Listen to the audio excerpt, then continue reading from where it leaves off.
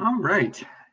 If you're in Arkansas and you hear tornado sirens go off, then you pretty much know it's Wednesday at noon. So I guess it's time for us to go ahead and get started. Again, hello everyone. My name is Jacob Turner. I'm the web developer and communications liaison for the Arkansas Conference of the United Methodist Church. We want to welcome you all to the second in our Connecting with Your Community webinar series. Just a few technical reminders. This is a webinar, which means you can see the panelists, but we cannot see any of you as attendees. And if you would like to communicate with any of the panelists, there is a button at the bottom of your Zoom screen marked Q&A. You just click on that button and you can put in any questions that you have for the panelists, and they'll respond to it at an appropriate time. Again, that's the Q&A button at the bottom of your Zoom screen. It's right below all of these lovely faces that you see here today. And with that, I'm going to turn it over to Sam Metters. Sam?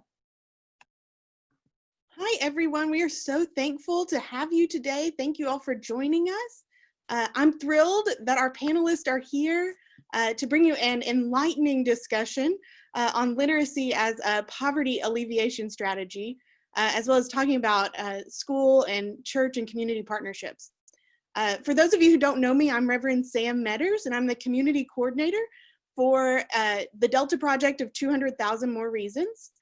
One of our 3 objectives for 200,000 More Reasons is to provide literacy support so that every child in food insecure homes in Arkansas can and will read at grade level. As Christians, we know our commitment is to closing the academic gap, and that stems from our belief that every child is made in the image of God, having all the human potential encompassed therein. And so today's discussion will allow us to understand more about how literacy in particular and school partnerships more broadly can be a tool for combating poverty within our communities. I want to introduce our panelists to you today. We'll be hearing first from Morgan Stafford. Morgan serves as the executive director of the Memphis Wesley Foundation, and he's the cross-cultural strategist for the Metro District of the Memphis Conference. He's a graduate of Perkins School of Theology at SMU in Dallas, as well as Belmont University in Nashville, Tennessee. I am very excited that Morgan is with us. I met Morgan 8 years ago when we were both working for Project Transformation Tennessee. And I know Morgan as someone who builds strong and deep relationships in every aspect of his life. And he's going to share with us how literacy programs can be a pathway to lifelong transformative relationships. We will also have the opportunity to hear from Dr. Dion Jackson, who's the executive director for Arkansas Kids Read.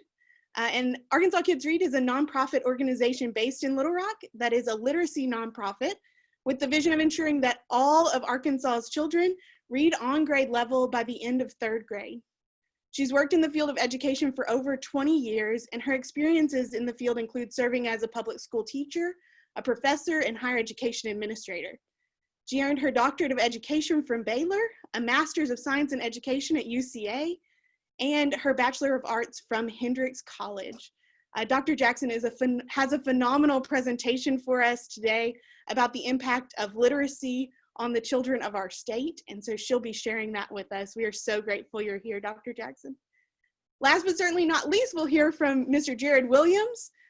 Jared is the superintendent of Sheridan Public Schools, a position he's held for the last 6 years since 2014. He oversees a student population of more than 4,200 students and almost 500 employees. Mr. Williams has worked in public education for the last 23 years, with 13 of those years serving as a superintendent in Arkansas school districts.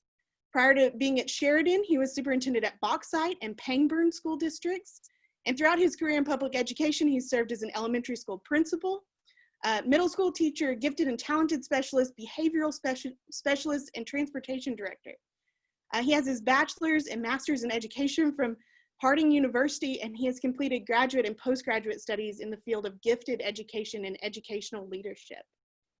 I just want to highlight that during his time at Sheridan, the school district has experienced a substantial increase in students participating in school choice, a 50% reduction in teacher turnover, and successfully passed a millage that has culminated in a building program of over $60 million. And so Mr. Williams is joining us today to share about school church partnerships, particularly as a member of First United Methodist Church in Sheridan, where he teaches the 3rd through 5th grade Sunday school class. Again, we are so grateful for these panelists for joining us. I know that they're going to inspire you today. But before we begin, I do want to encourage you, as you have questions for our panelists, as you have comments on what they're presenting, on how that's affecting your area. We can't interact as if we're in person, so I want to make sure that we have opportunities to present those questions. So please, please, please put those in the Q&A section, and we'll ask as many of those as we can to our panelists throughout our time together. Before we begin, let us open with a word of prayer. If you'll bow. Loving God, give us eyes to see and ears to hear the needs of our communities. As we listen, may your Holy Spirit linger between the words spoken and the thoughts that are compelled, that we might be moved to action. It's in your holy and precious name we pray. Amen. All right. And with that, I'm going to turn it over to my good friend, Morgan Stafford. Morgan, thank you for being here today.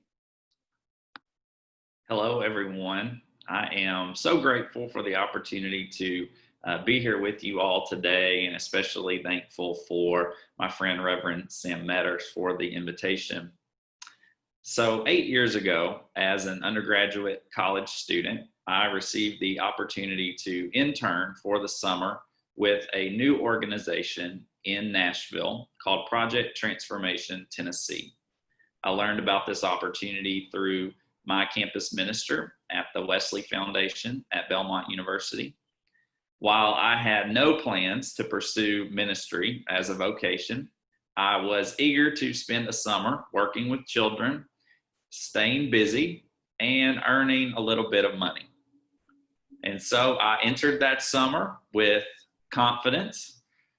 My parents, both teachers, teaching runs in the blood. I've worked with kids, always volunteered with my vacation Bible school at my local United Methodist Church growing up. And yet the first 2 weeks of this program were among the most difficult of my life. I was in over my head. Finally, I had a bit of a breakdown and what you might call a come to Jesus moment. Perhaps you've had one of those. From that point on, my life changed. And I built relationships that summer that continue to this day, 8 years and a seminary degree later. Two of the young men in particular who I mentored that summer are now college students at the University of Memphis, where I now serve as the Wesley Foundation director. I could have never guessed 8 summers ago that I would be leading a campus ministry and that 2 of my students would now be interns with this campus ministry. I'm just so grateful and always humbled by this full circle journey that only God could make possible. Project Transformation created a space for relationships. These relationships would not have been possible without the support of churches. Site churches open their doors and they provide space for students, volunteers, and college-aged interns to build relationships.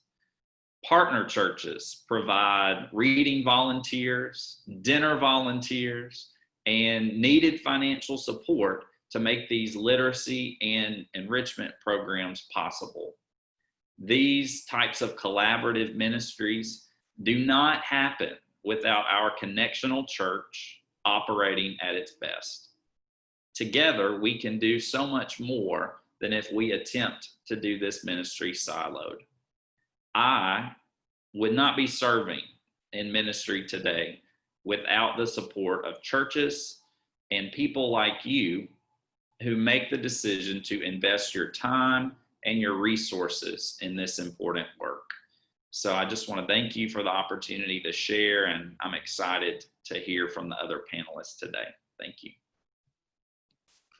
Thank you, Morgan. For those of you who might not have heard yet, Project Transformation Tennessee is what Morgan and I served in, but actually we're beginning the exploration of Project Transformation here in Arkansas. And so that is something that we're doing. Morgan, can you speak a little bit to, and I know you've now served in various capacities, can you speak a little bit to what it's like, what the literacy component of Project Transformation is, and how that kind of helps build relationships, not just between college students and intern and participants, but between reading volunteers and participants? Absolutely. So the children gather every Monday through Thursday during the summer for 8 weeks and receive one-on-one reading support with volunteers of all ages. And so hundreds of children across different sites around the country. There are a number of chapters now of Project Transformation.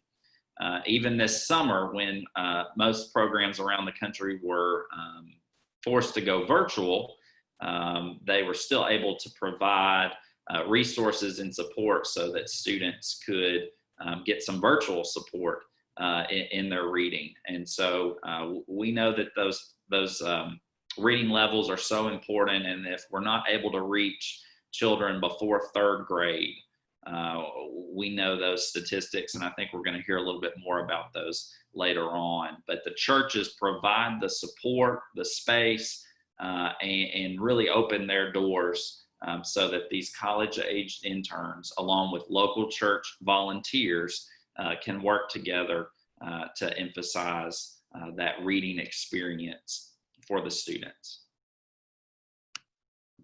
Thank you, Morgan.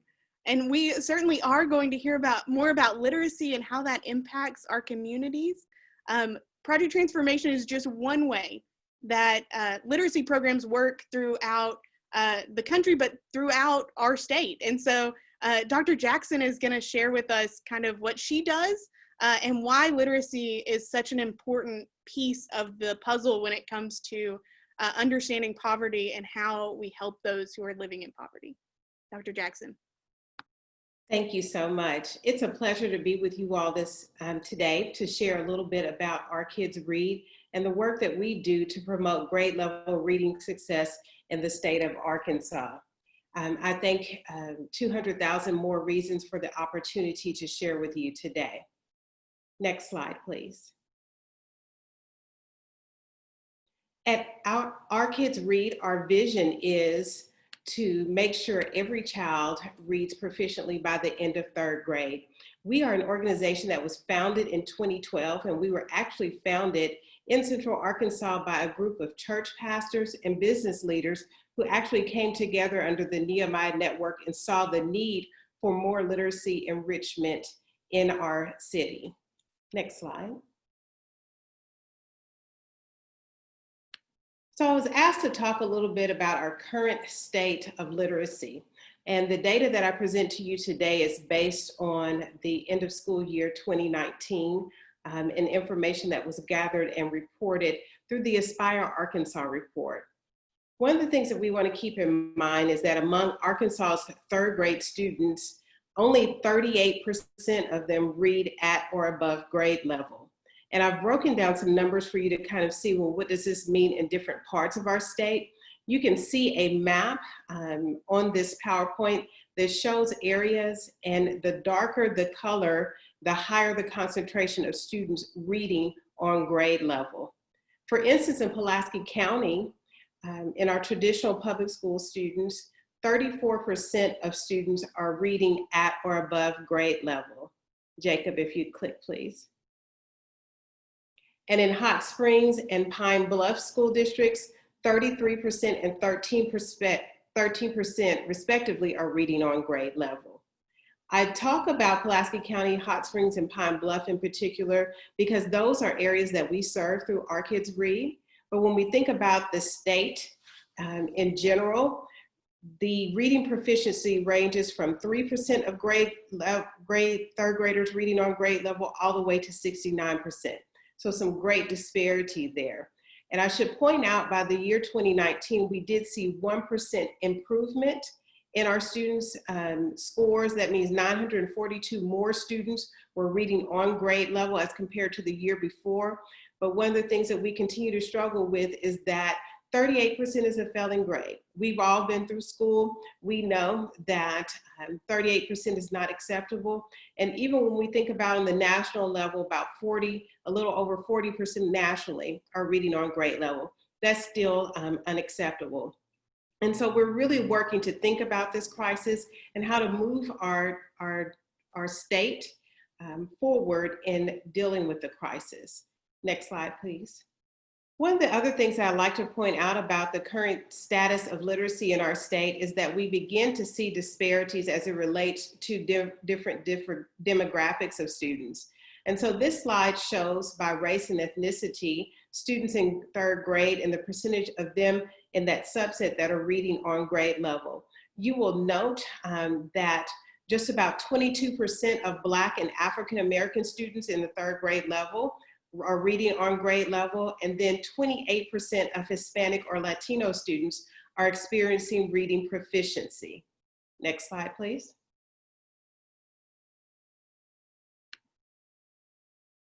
One of the other things that I'd like to point out, we can look at different subgroups of students, and particularly for us at Our Kids Read, we think about students who are experiencing economic disadvantages, and you will see within this slide that 30% of students experiencing economic disadvantages are reading on grade level.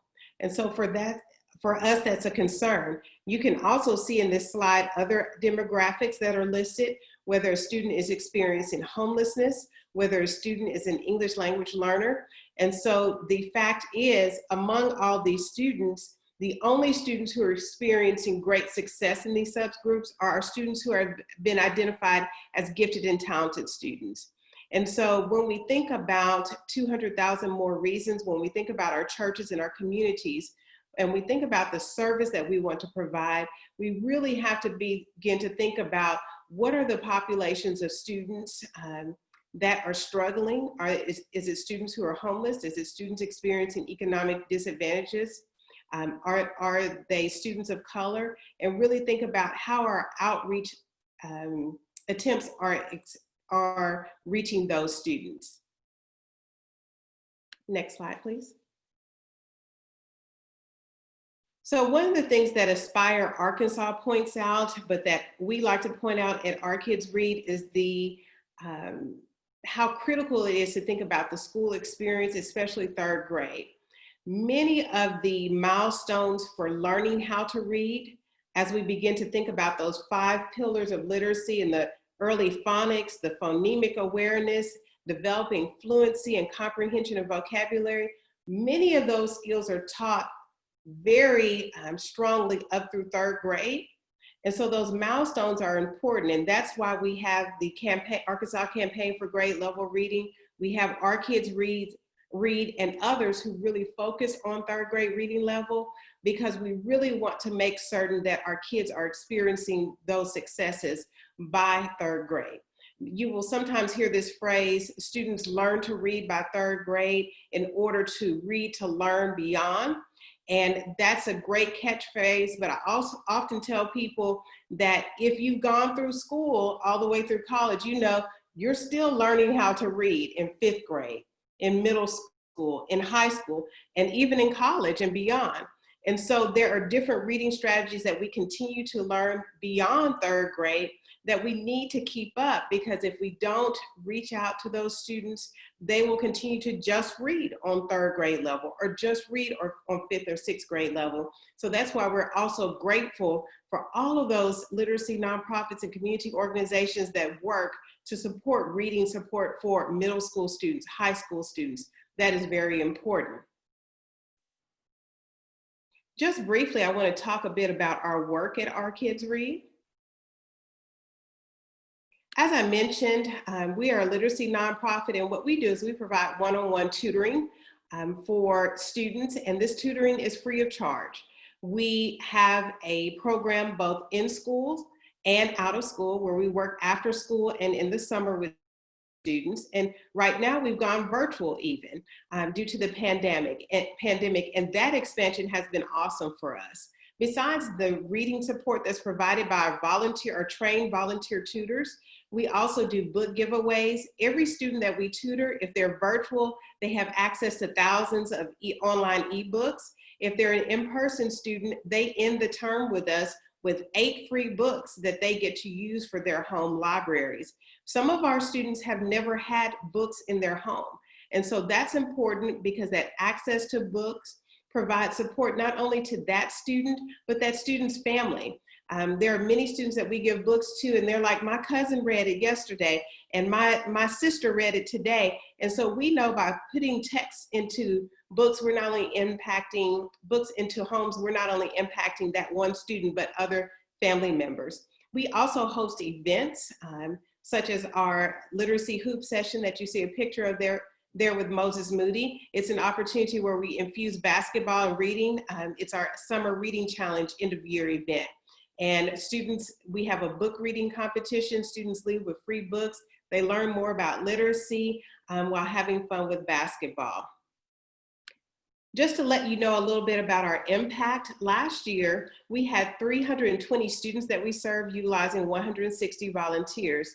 Our volunteers clocked 1,166 hours prior to the pandemic, and we're excited about that. We had 24 schools that we served in Pulaski County only, but we're excited that we're launching out into both Jefferson, Mayflower, and Garland counties this year. Next slide, please. We also gave away 2,500 books to 27 teachers and 1,300 students. And so we're excited about that impact and what it does for students. And then also when we think about our impact, next slide, please. We see growth. So one of the things that we like to do is track demographically our students and to see their progress. And 82% of the students that we served last school year increased their reading scores by an average of 6%. So that excites us. And we're continuing, even with virtual tutoring, to think about how to track that, specifically with our out-of-school students. To conclude, I would just like to say that Our Kids Read has truly benefited from its partnerships with its church organizations, with its business communities. That has been very important to us. We really love all the volunteers and support that we get through the church communities, and we'll talk about that some more in just a moment. But if you have not checked us out, please do so. Go to our website. You'll see information there regarding how to register students for our free virtual reading tutoring. You can also see information there about how to volunteer as a reading tutor. And I just appreciated this time today. Remember to keep reading. Thank you, Dr. Jackson. We appreciate you. And we did have a question, so I want to draw our attention there. So how do you determine who receives tutoring through Our Kids Read?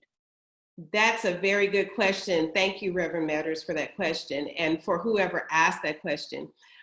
So we have 29 partner schools across four different counties, and we work with their literacy specialists to identify students who are reading 6 months to 1 year behind. So we're really looking to work with those tier 1 students. So those literacy specialists in our in-school program will identify those students, and we begin to pair them with tutors.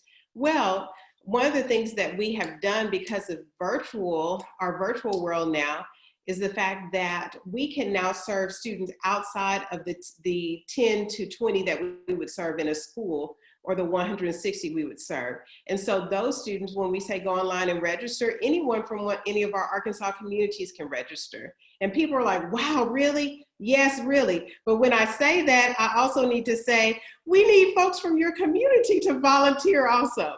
We need those reading tutors. And so we do give priority, even for virtual, to students who receive free and reduced lunch, because when we think about identifying students who are experiencing economic disadvantages, that's important to us. And then it has to be a student in 1st through 5th grade.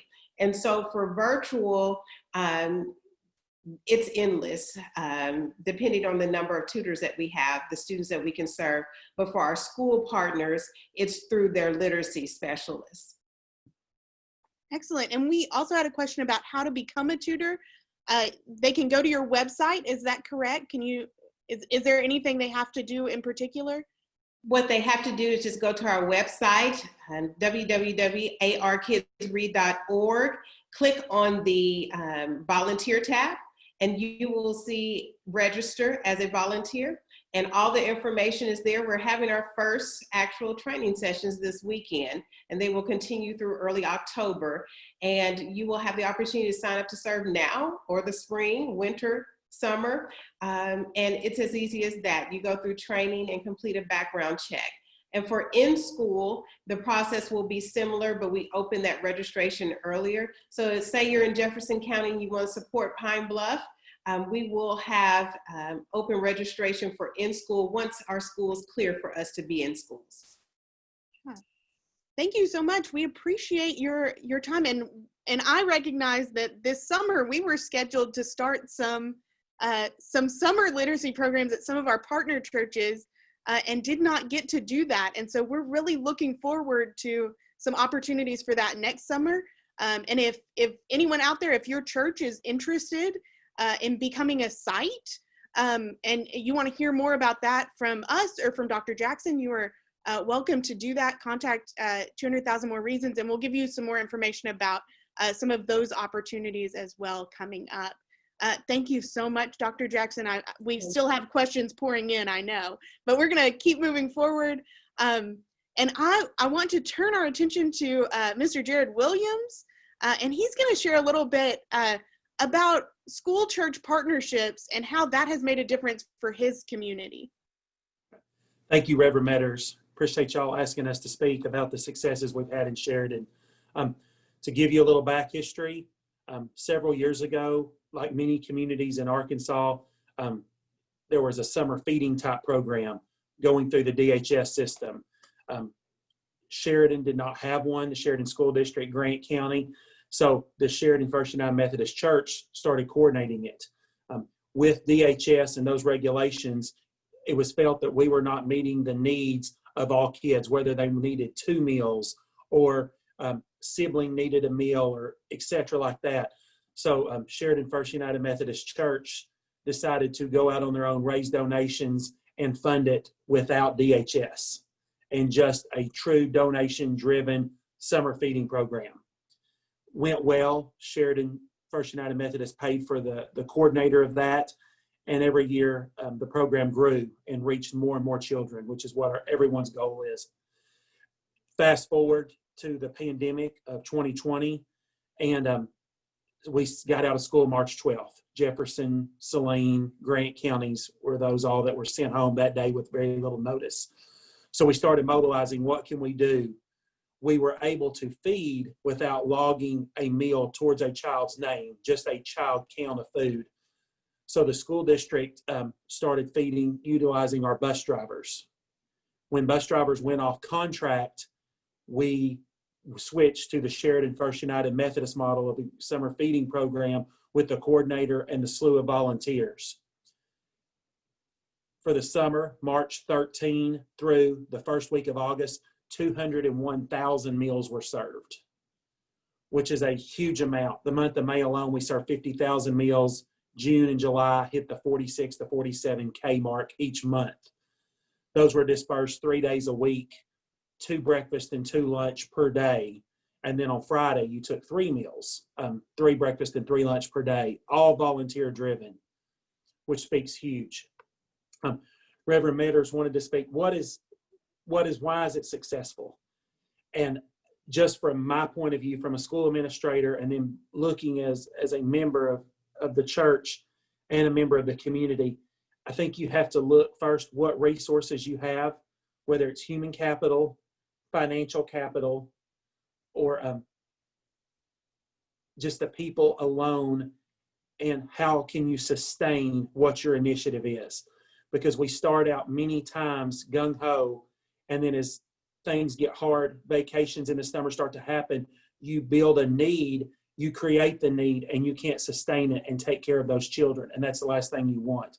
We've not had volunteer fatigue. Those needs were met throughout the entire summer, which is huge. We serve all of Grant County, plus a large portion of Saline. For those of you statewide, that's a huge part of the area that Benton and Bryan are in. So we hit over 700 square miles that we were serving meals on a 3 times a week basis. Longevity, sustainability, and what resources you have. This year with the USDA letting us serve meals and not tracking it to a name, we were able to, when a parent drives up or we go to a home, whether it's an apartment, a true single residence, or a trailer park, we just ask, how many meals do you need? That need was met. That's the biggest thing that I think that you have to look at with those partnerships.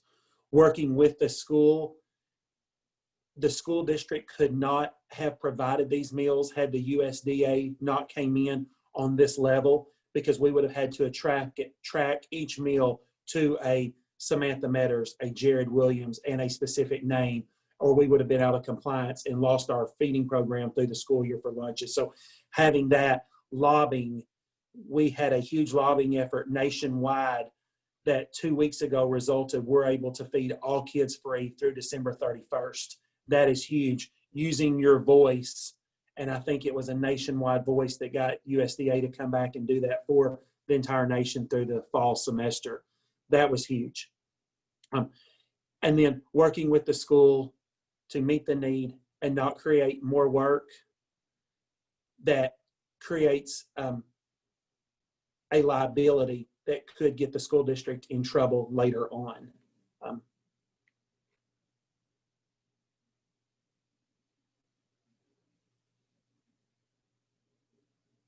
Did you have anything else you want me to expand on, Reverend Matters?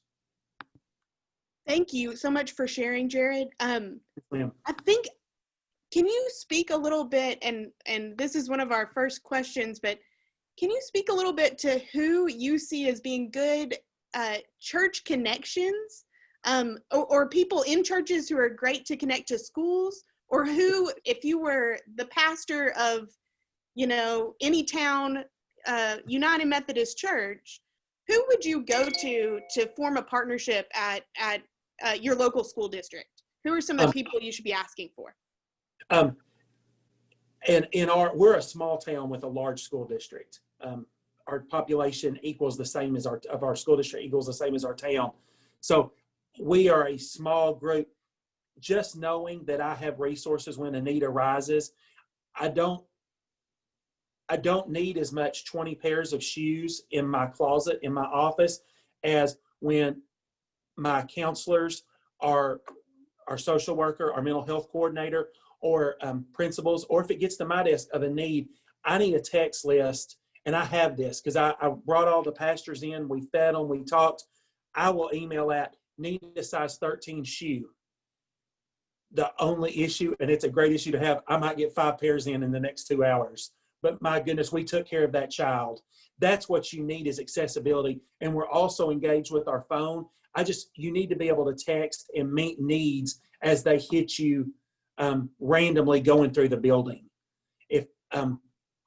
So being accessible in a larger town, if you have several Methodist church, maybe partnering with a school where St. James takes care of this elementary and St. Paul takes care of this middle school. That way you're not, you don't have donor fatigue or volunteer fatigue. You know that Sam Metters and her group of ladies and gentlemen are taking care of that school, or 2 schools if you have the resources available. I think that's huge. And just being accessible and knowing that they can count on you. And if you're counting too much, let them know, because they don't want to wear you out, and they don't want to ask too much, because the needs that our kids have are growing on an hourly, daily, weekly basis, especially with the pandemic and certain losses of employment and funding in homes right now. Yeah. Well, and you were absolutely right. And I think one of the struggles that churches have is we reach out first and they may say, oh, we don't have anything for you yet. but then we don't do the follow-up of reaching out again and continuing to make that connection and to be consistent. I mean, what I hear you saying is that consistency is key for you. That is huge. And being available, that I can just text when I'm walking through the hall and I see a non-existent or a raggedy pair of shoes, I need to be able to text Sam and say, hey, Sam, SIS needs a size 13, I think. And literally with your spirit, 30 minutes later, you're going to bend to somewhere to secure those, and they're going to be dropped off anonymously in the counselor's office. Yeah. That, it makes a huge difference, these connections do. I mean, and you're bringing up a great point, is we all have that capability of being the first text message that someone in the school can turn to. And our counselors, our social workers, our resource officers, all of the folks that we can connect to. And building relationships with the teachers, they're on the front lines. I am not. I'm sorry for that. But just little trinkets of a little thing of Oreos with a note, "We love you," from St. James Methodist Church. If we can do something for you or your kids, let us know. And some kind of way to contact, that is huge. You do that once a month, and you're looking literally at a $10 pack of Oreos from Sam's.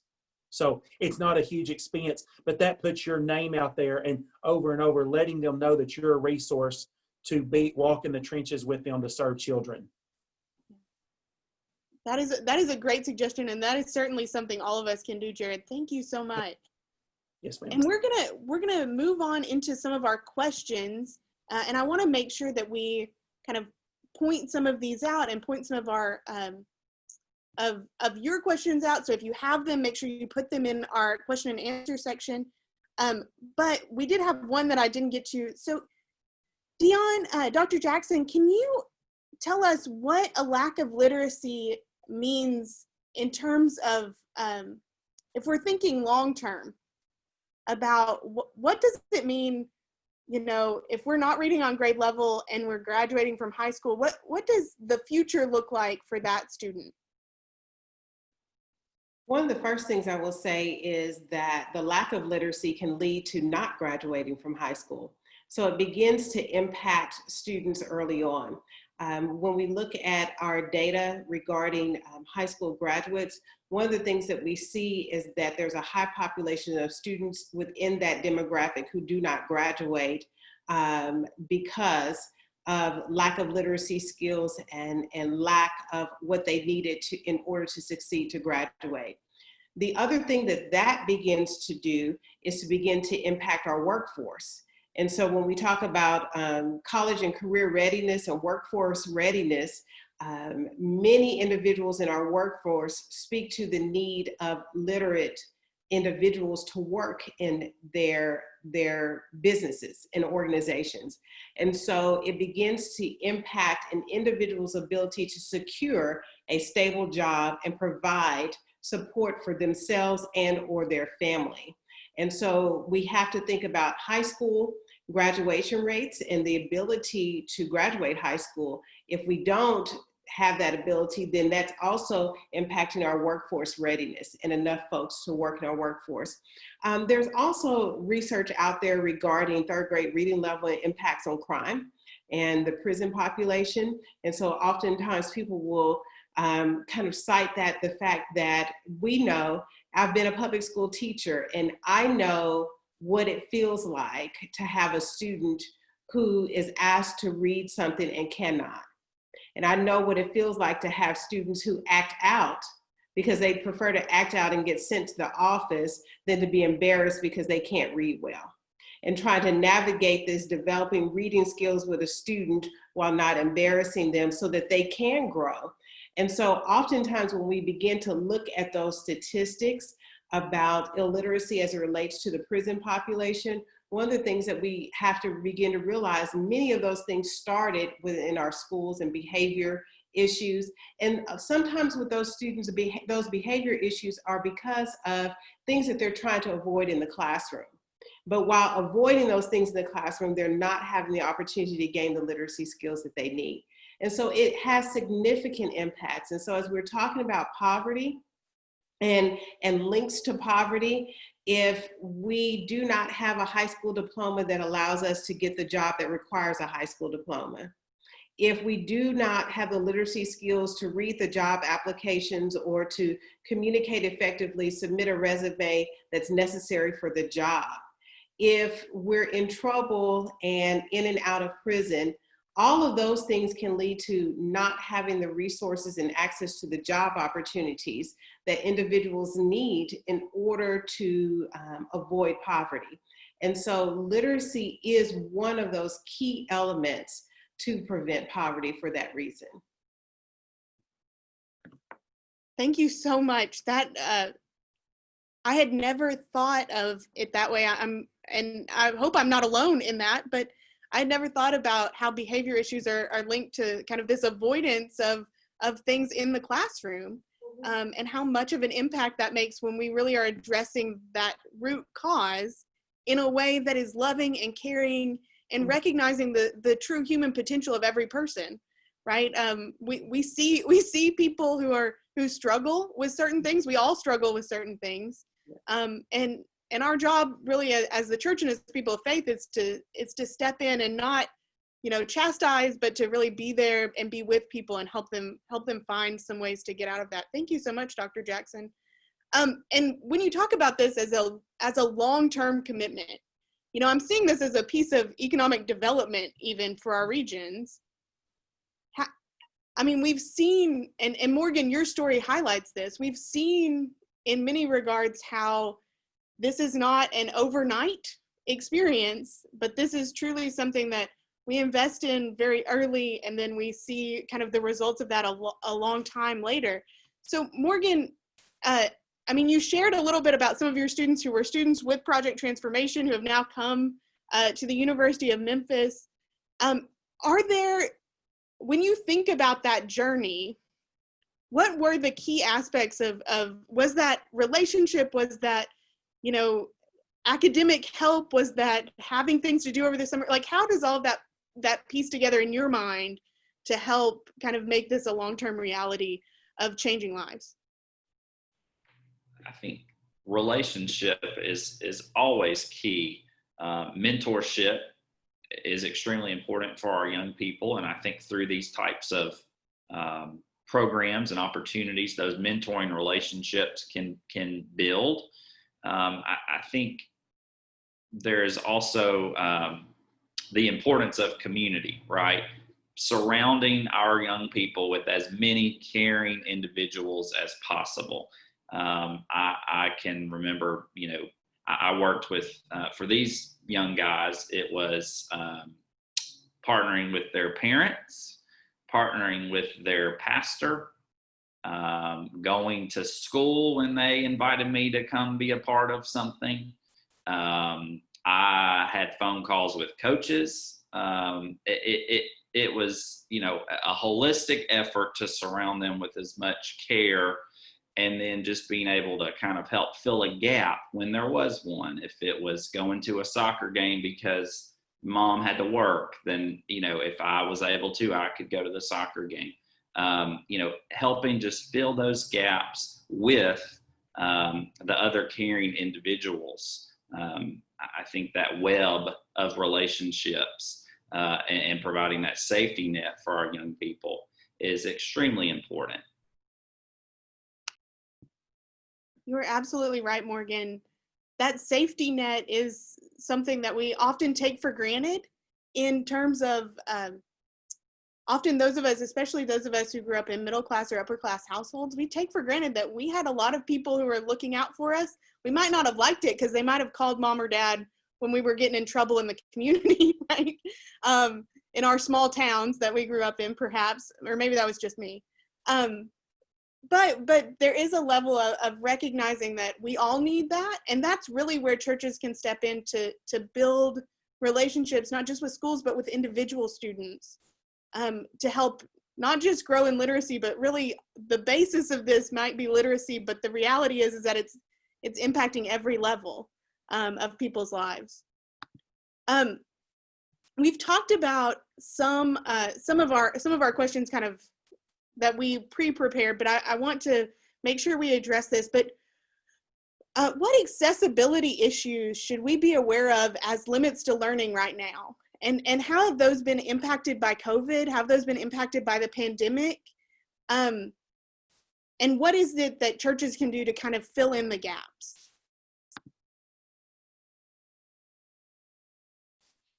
I will go with one that I think was even posted in the Q&A. These digital learning platforms for our virtual students definitely has been an accessibility issue. And I would argue, because I have two kids, a high schooler and an elementary schooler. The high schooler, I just said, I hope you have that figured out, because yeah, you're going to teach me how to do that. And so definitely accessibility, having the bandwidth, the hotspots, the Wi-Fi necessary to first access the school platforms or to be able to access virtual tutoring. That's the bottom level of it, that access. But the second thing, also having the digital literacy to be able to understand how to utilize it. I think that's a big thing. I can't tell you how much my kids and my team, who are all younger than me, thank the Lord, they have taught me so much about digital literacy and understanding how to use these platforms. And so definitely an access issue comes with technology, having access through internet, having an actual device at home to utilize for these platforms, but then also understanding how to utilize them. Jared, do you mind speaking to that from the perspective of a superintendent? What are you seeing in regards to virtual learning and accessibility, and what is the state doing? How can we help fill in the gaps there, perhaps? Yes, ma'am. We provide a device for every child. So the device is taken care of. Utilizing the resources that you have on the internet, whether it's YouTube or the tutorials for whatever platform you use. I think Schoology, as one was mentioned, we use Canvas. Becoming more acquainted. Digital natives, the kids will just go in and play with it, where us as immigrants are not as comfortable. We're scared we're going to mess something up. Being a resource to help those parents. Bandwidth is an issue. Not quite as bad in your more urban areas, but rural, as bad as we are. We were given hotspots by the state, but when you don't even have cell phone reception, a hotspot is not a viable option. A lot of our churches, the Methodist churches, are housed in, cities that have it. But if you're in a rural area, whatever you can do to boost out. We've put hotspots on buses that when we go completely virtual, that we take out where we can get cell phone signals, and we boost out 100 feet out of a school bus to the most rural portions of our communities. If you have a rural Methodist church, that would be amazing if they could push out. Also, talk with your local schools. Some of our hotspots that we're getting, we're putting in apartment complexes, maybe in the Ouachita area. If you have cell phone signal, we chose Verizon. That's the better provider right here in our vicinity. So if Verizon is a viable option, let us put that in your church. All you're going to be out is electricity, and it uses very little. And that will come out on the porch where people could pull up or be in your yard utilizing that platform. And then lobbying internet and bandwidth is the new 21st century gas and electricity that we worked through in the early 1900s. That is now a necessity and going to be an equalizer. I know the state has put a lot of money into that, but that big amount of money is just helping little islands. We need to connect all those islands with big bridges for internet capabilities throughout the state of Arkansas. That's our struggle. And we're just like the question that was asked. It's the same, no matter what platform you're using, no matter what curriculum you're using, the learning curve right now for the entire nation and the state of Arkansas is huge. We're trying to teach kids and get them to the next level of learning in the circumstances we're faced with. So be patient. And since we're all Christians, pray. pray for all of us. Pray for parents, teachers, administrators, everybody that's trying to help serve children. Amen. Amen. Well, and we have some opportunities forthcoming for churches that are interested in possibly boosting some of their Wi-Fi capabilities. And so be sure to be on the lookout for that. Those of you who are listening and watching, make sure that you're on the lookout for ways that if that's your church, if you know that that's an issue in your community, perhaps you're out a little further out of town, and maybe you know that that's something the parents in your church already struggle with, there are going to be some grant opportunities available for that. And so just know that that's forthcoming, and that's something we're working on already. Just from listening to these guys, that is a hugely important aspect of being able to learn right now and being able to learn online. I would be remiss not to ask you kind of our personalized questions, but I want to make sure there was not anything any of our panelists wanted to add to their presentation or thoughts that they've had after hearing everyone. No? Okay. I do want to ask everyone, all of our panelists, as we're closing, what do you wish everyone knew? So we're talking to churches all over the state of Arkansas. What do you wish, Dr. Jackson, what do you wish everyone knew about literacy? If there was one thing that they were to take away today, what do you want it to be? The one takeaway I hope everyone would know is that it takes all of us together to help an individual become literate. I think Morgan touched on this, and then also Mr. Williams did too. A child does not only learn to read because they go to school. When I think about my reading experience, I learned to read because my neighbor friend took us to the library in the summers when my parents worked. My grandparents made us have reading time when we were at their house. My mom made us do book reports in the summer when we didn't want to. My Sunday school teacher had us all read together in Sunday school class. And so literacy is really a community effort. And, I tell people all the time, I've been a public school teacher. I know teachers are really working hard to make sure that students learn to read. But the reality is, if a student goes home and does not have newspapers, text, ebooks, all of that at their home, if they're not exposed to text at church and all of that, those things are important to develop a literate individual. So that's what I would add, is that to be able to read, it takes all of us together. Thank you.